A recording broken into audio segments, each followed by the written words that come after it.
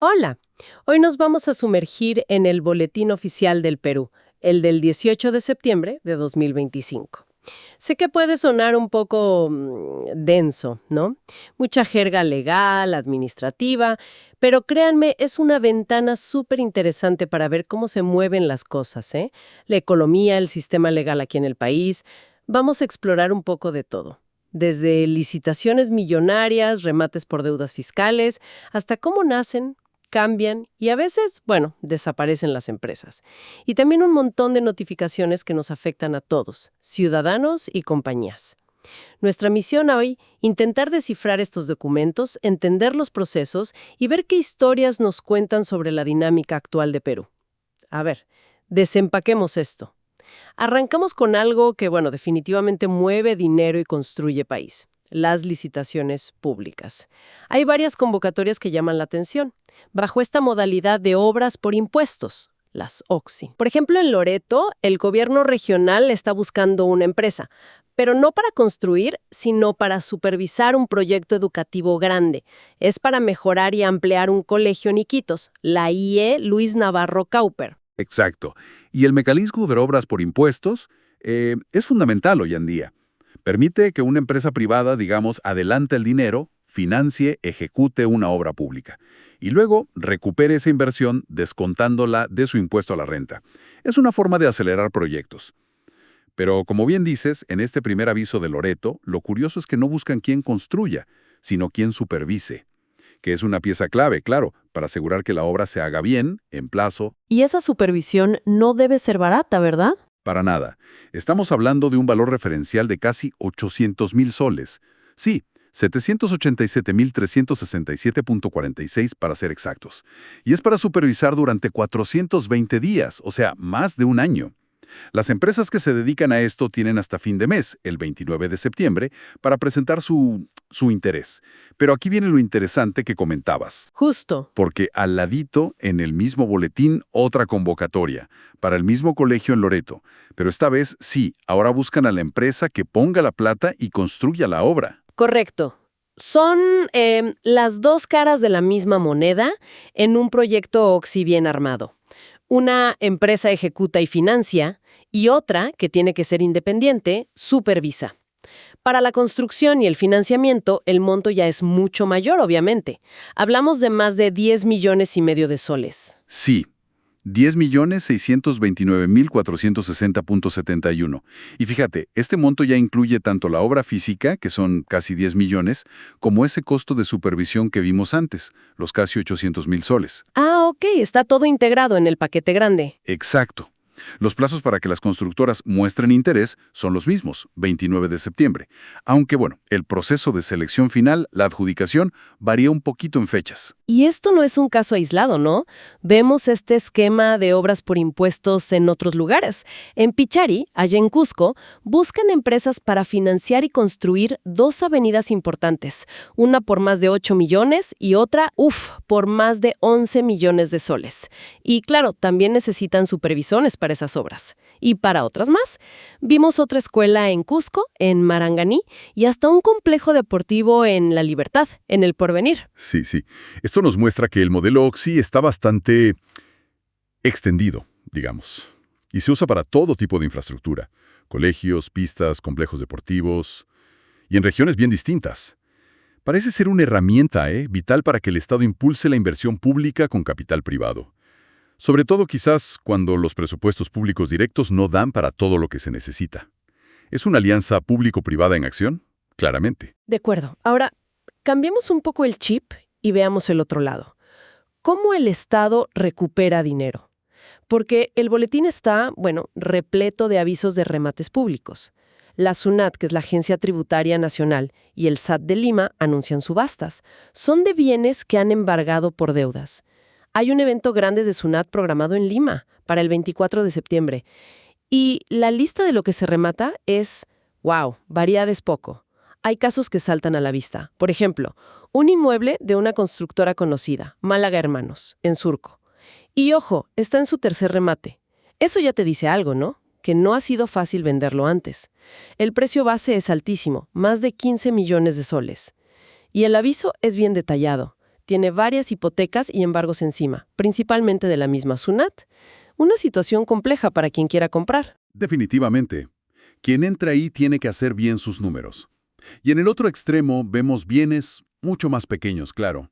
Un estacionamiento de otra empresa, Grupo Dubois, también en tercer remate, pero con una base de apenas unos 27,000 soles. Mucha diferencia. También aparecen bienes de empresas que ya están en liquidación, como Chung Antón Ingenieros. Están rematando estacionamientos. Esto nos da una idea del tipo de deudores que llegan a esta etapa final. Incluso hay empresas que tienen varios bienes en el mismo remate. Vimos una, OBP Constructores. Tenía varios estacionamientos y depósitos, todos saliendo por primera vez a subasta. Deben tener una deuda importante. Y a veces, los embargos no son solo de SUNAT. Vimos un estacionamiento de JNG Edificaciones que tenía embargos judiciales también. Es como una foto del mundo de las deudas y la ejecución forzosa. Ujú. Y es crucial entender cómo funcionan estos remates, al menos este principal de Lima. La modalidad que usan mayormente es la de sobrecerrado. ¿Qué significa? Bueno, los interesados van el día del evento, se inscriben gratis, revisan los detalles y presentan su oferta en un sobre sellado, antes de la hora fijada para cada lote. Tienes que estar ahí presente cuando se abren los sobres, claro. Si tu oferta es la más alta, pues te adjudicas el bien. Suena directo, pero me imagino que hay letra pequeña, ¿no? Claro. Siempre la hay. Apenas te adjudican, tienes que dejar una garantía, el 30% de tu oferta. Usualmente te piden un cheque certificado o de gerencia, a nombre de SUNAT o del Banco de la Nación. No es efectivo. Y el 70% restante lo tienes que pagar rapidísimo, al cuarto día hábil. O sea, no hay mucho tiempo para buscar financiamiento. Y la condición clave, la más importante quizás, compras el bien donde está y cómo está. Así lo dicen. No puedes reclamar después si encuentras algún vicio oculto o algún problema. Es un riesgo. Ah, caray. ¿Eso es importante? Sí, SUNAT se encarga de levantar sus embargos y las cargas que ellos hayan puesto, pero ojo, otras cargas o anotaciones como una demanda judicial podrían quedar. Hay que revisar bien los registros. Y además el comprador paga la comisión del martillero público, que no es poca cosa. Es el 1.5% del precio final para inmuebles y el 3% para bienes muebles, más el IGB. Hay que sumar eso al costo total. Entendido. Y vemos que no todos los remates de SUNAT son duales. Hay otros fuera de Lima con sus particularidades. Por ejemplo, en Tacna, el proceso es similar a Lima, sobrecerrado. Pero me pareció interesante que mencionan explícitamente una página web para más información: rematestributarios.sunat.gov.pe. Parece un intento de modernizar un poco el acceso a la información, ¿no? Sí, es un buen paso. Facilita las cosas. Luego en Huánuco cambian totalmente el sistema. Ahí es a viva voz, o sea, la subasta abierta clásica, con pujas. Y ponen una nota curiosa: aforo máximo de 49 personas. ¿Será por el local? Probablemente. O quizás para mantener un cierto orden. La subasta a viva voz puede ser más intensa. Y en Tumbes anuncian 3 inmuebles específicos, también bajo sobrecerrado. Uno es de una langostinera con una base de casi 700,000 soles. Otro de una ferretería que ya está en segundo remate, por unos 100,000 soles. Y hay uno de una empresa de inversiones con una base enorme de más de 3.6 millones de soles. Y este tiene embargos no solo de SUNAT, sino también de eSalud, la seguridad social. Doble problema. Esas diferencias son interesantes. El método sobrecerrado versus a viva voz puede atraer a distintos postores. Quizá buscan maximizar el precio de diferente manera. También, quien dirige el remate varía. A veces es un martillero público contratado, como mencionan en Lima. Otras veces, como en Tumbes o Huánuco, parece ser directamente un funcionario de SUNAT, el ejecutor coactivo, que es quien tiene, digamos, la potestad legal para forzar la venta. Y la diversidad de bienes es increíble. Desde cocheras de 20,000 soles hasta granjas de langostinos de casi 700,000 o propiedades millonarias. Muestra que la cobranza coactiva le llega a todo tipo de negocios y deudores. Ok, pasemos ahora a otro aspecto clave que refleja el boletín: La vida misma de las empresas. Hay muchísimos avisos que se publican siguiendo la Ley General de Sociedades. Muestran cómo las compañías nacen, cambian, se fusionan, se dividen o cierran. Por ejemplo, vemos escisiones. Hay una empresa, Los Nogales Capital Corp, que se divide y segrega bloques patrimoniales gigantes, casi 70 millones de soles cada uno, a 2 nuevas sociedades. Deben ser reorganizaciones grandes.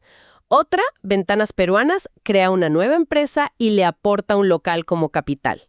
Son movimientos estratégicos, seguramente.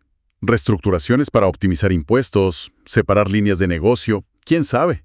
También vemos lo contrario, una fusión. Inversiones Vivanco absorbe a otra. Nakada Inversiones, que desaparece en el proceso. Eso es consolidación. Quizás eran del mismo grupo o una compró a la otra. Y también lo que podríamos llamar cambios de traje legal, ¿no?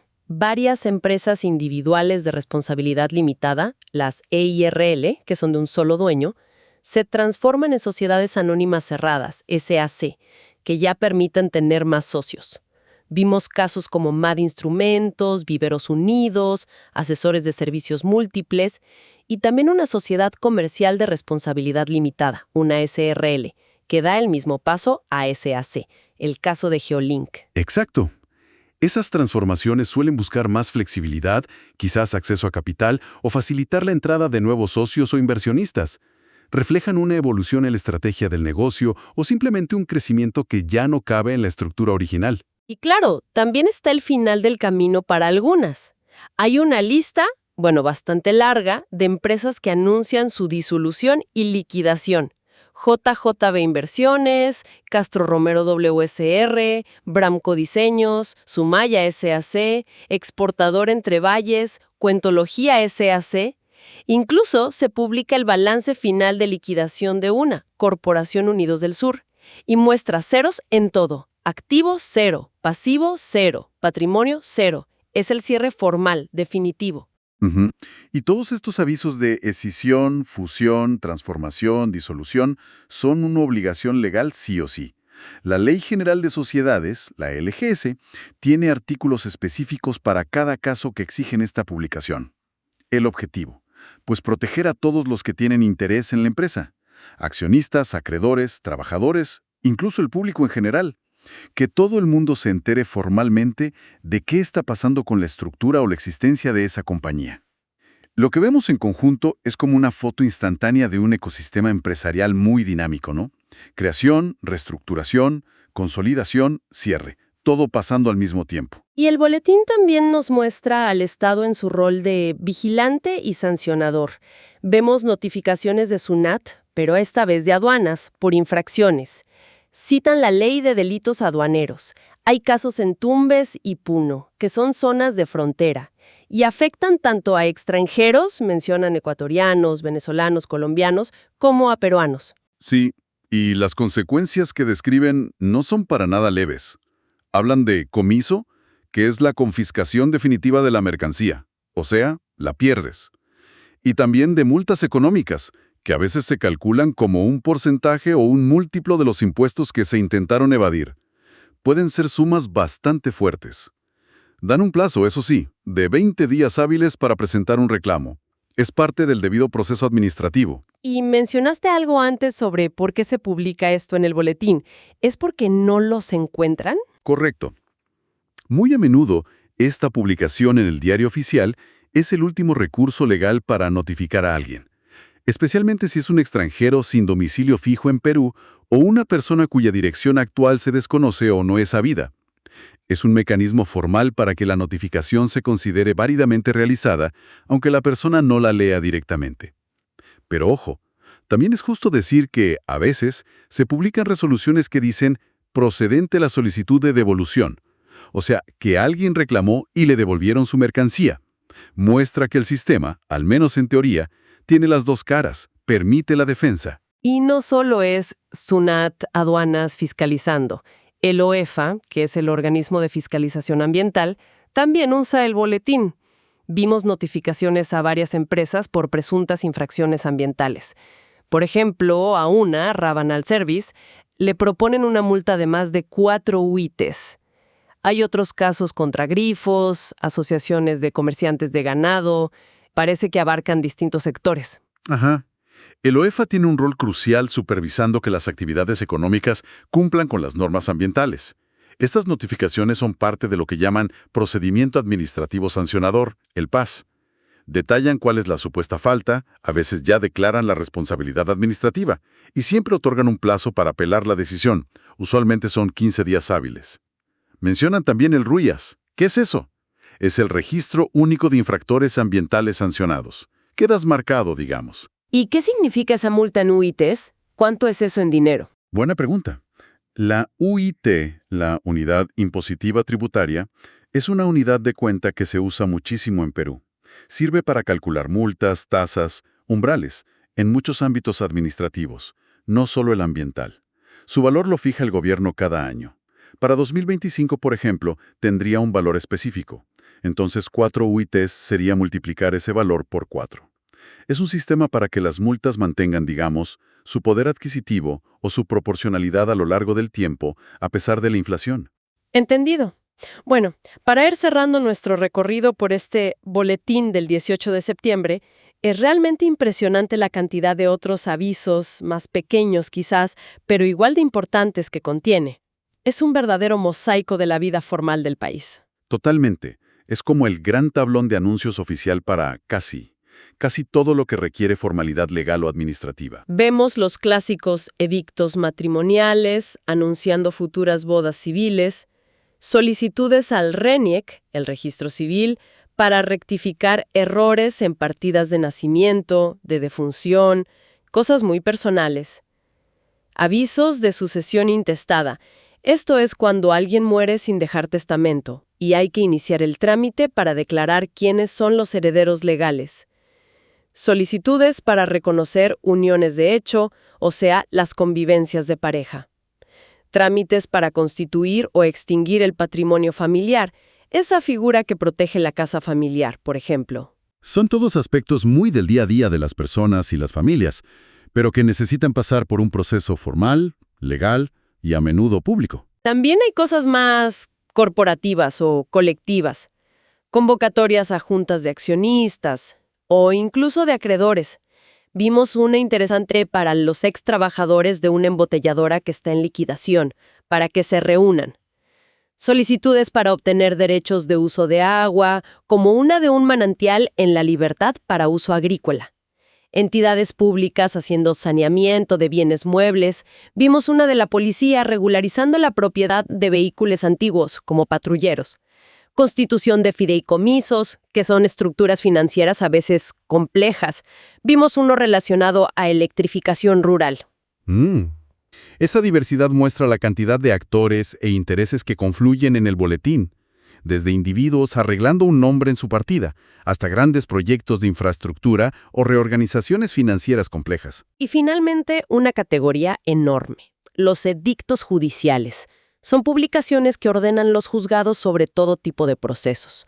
Vimos para reconocer sentencias de divorcio dictadas en el extranjero, para notificar demandas ciudadanas contra normas del gobierno, la acción popular, procesos de extinción de dominio que buscan quitarle al crimen organizado los bienes de origen ilícito, disputas por herencias donde se impugna un testamento, nulidad de testamento, hasta declaraciones de quiebra de empresas ordenadas por un juez. Tan amplia, confirma lo que decíamos al principio.